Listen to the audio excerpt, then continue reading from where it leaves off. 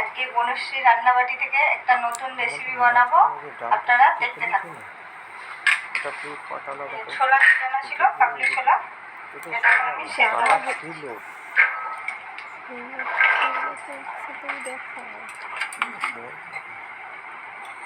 লবণ, তেল,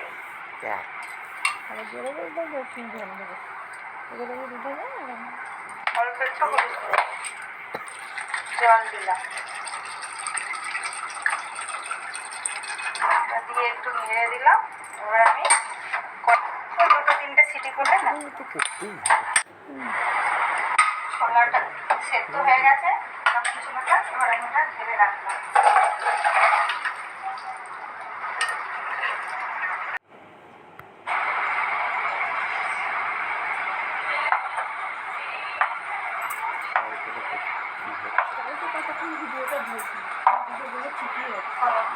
কাটা হয়ে গেছে,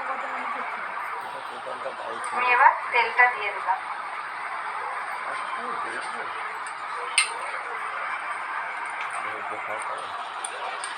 অল্প একটু হলুদ, অল্প লবণ, পনিরটা একটু মেখে তেল গরম হয়ে গেছে, এবার আমি পনিরটা দিয়ে দিলাম।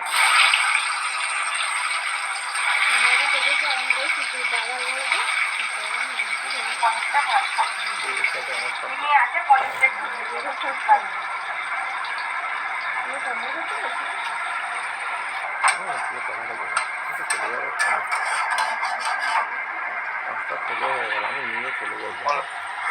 পনিরটা ভাজা হয়ে গেছে, এবার জলটা চালাই। এবার আমি এখানে ফোড়ন দিয়ে তেজপাতা, শুকনো লঙ্কা, এলাচ, দারচিনি,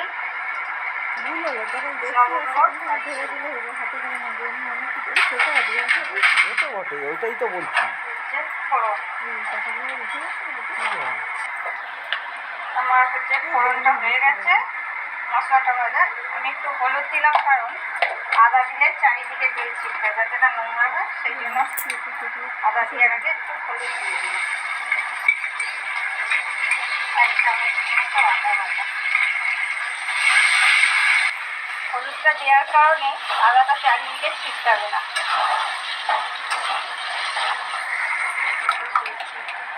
এবার আমি এই যে পিউরি করা আছে লঙ্কা টমেটো, ওটা দিয়ে দিচ্ছি।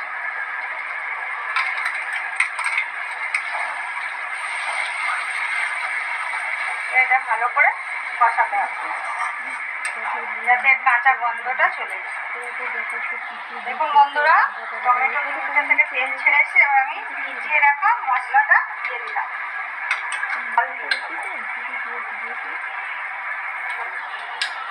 বাটিতে লেগে আছে, সেটাও আমি দিয়ে দিলাম। এবার আমি মশলাটা ভালো করে কষাবো।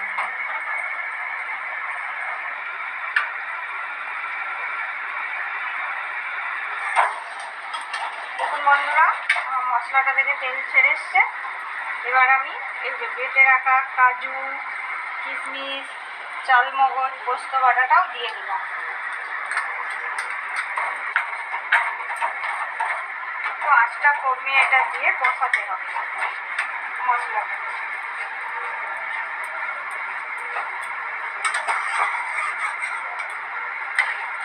পরিষ্কার করে দিচ্ছি।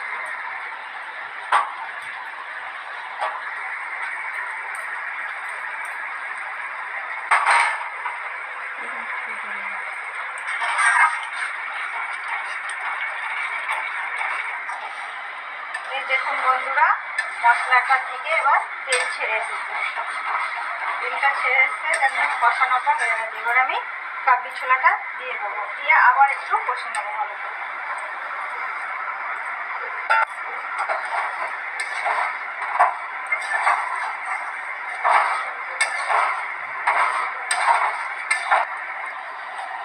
স্বাদ মতো লবণ দিয়ে দেবো, দিয়ে আমি এখন কষাতে থাকবো। দেখুন বন্ধুরা, আমার চানাটা কষানো হয়ে গেছে, এবার তেলটা আস্তে আস্তে ছেড়ে দেবো। যত ভালো মশলাটা কষানো হবে তত স্বাদ বাড়বে।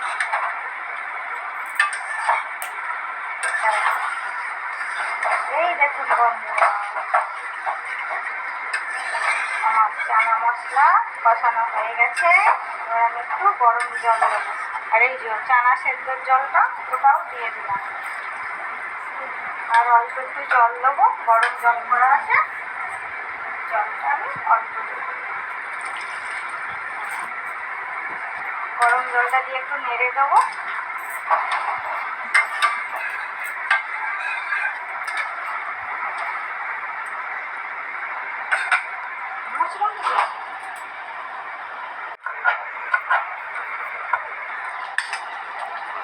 এবার পনিরের টুকরোগুলো ভেজে রাখা,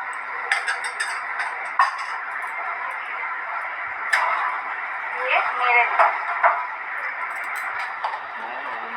এবার আমি চিনিটা দিই, যে যার পরিমাণ মতন দেবেন। আমাদের বাড়িতে একটু মিষ্টি মিষ্টি খায় তো একটু মিষ্টিটা বেশিই দিলাম। বলে দিয়েছি 4 চামচ চিনি দিয়েছি, আমাদের একটু মিষ্টি মিষ্টি খায়। কারো যদি মিষ্টি কম বেশি লাগে এটা যে যার স্বাদ অনুযায়ী করে নেবে। এবার আমি ঢাকাটা খুলে নিলাম। আমার চানা মশলা হয়ে গেছে, দেখুন বন্ধুরা কেমন হয়েছে বলবেন। এবার আমি গ্যাসটা বন্ধ করে এই মশলাটা দিয়ে দিচ্ছি, শাহি গরম মশলা আর চানা মশলা দিয়ে আমি নেড়ে ধনেপাতা ছড়িয়ে ঢাকা দিয়ে দেবো।